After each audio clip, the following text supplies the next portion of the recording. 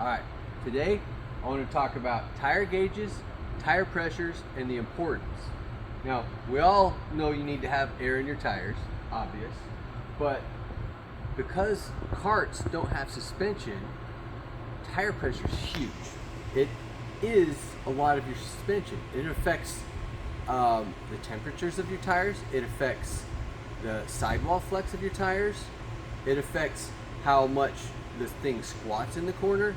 So knowing your pressure is a huge part of the battle. Too many people, I think, are worried about things like G-forces and very unimportant information you might get from a micron or something else, and then they're neglecting the tire pressure. So a good tire gauge is important, but as long as you have a consistent tire gauge that you can use, that's the most important thing. Let's see here. We've got a bunch of long acres. There's a liquid filled. We get a lot of questions about the liquid filled. What is the liquid for? The oil inside the gauge is more than anything just to dampen vibration. If you drop this gauge, hopefully it's less likely to give you an inaccurate reading than a non-liquid filled gauge if you drop it. The problem with the liquid filled gauge is it can actually get pressure, negative or positive, inside of the gauge. So there's a valve on top that you have to loosen sometimes to equalize the pressure. You want to make sure the gauge is up, or else you could lose some of the liquid, but you need to do that once in a while to zero out the gauge. The Alfano, that's probably my favorite gauge right now. It's also the most expensive gauge we sell, but it will do tire pressures, tire temps, memory. There's an app that you can use. You can do 3 different spots on the tire. Awesome. The digital tire gauges, easy to read, easy to zero, and people really like these. A lot of people don't trust the digital tire gauge because you can't see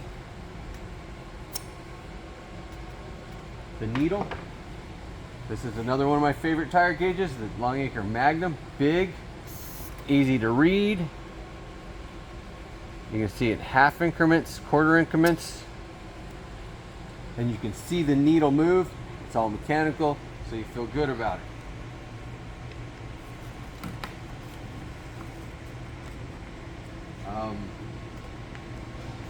And when we're talking about tire pressure, you'll typically run a higher tire pressure to get more heat in your tires, a lower tire pressure for a little bit less heat.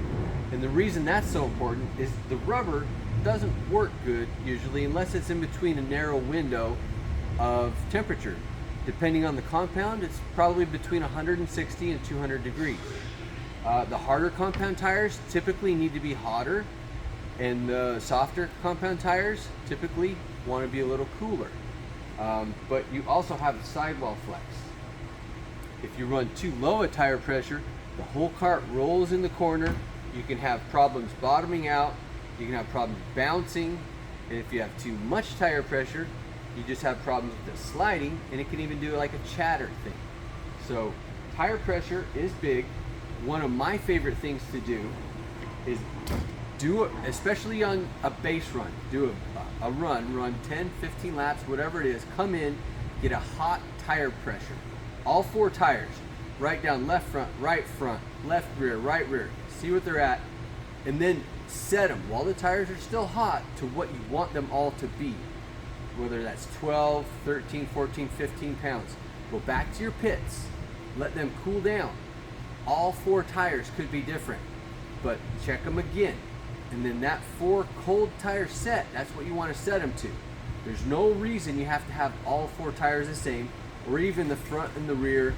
Each tire can be different. And tracks have different right-hand corners, different left-hand corners, so tire pressure is huge. Another thing you can do is measure the tire diameter.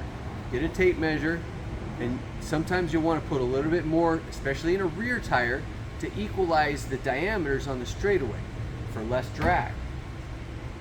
But that's just touching the base of why why you want a good tire gauge and you want to know your tire pressures.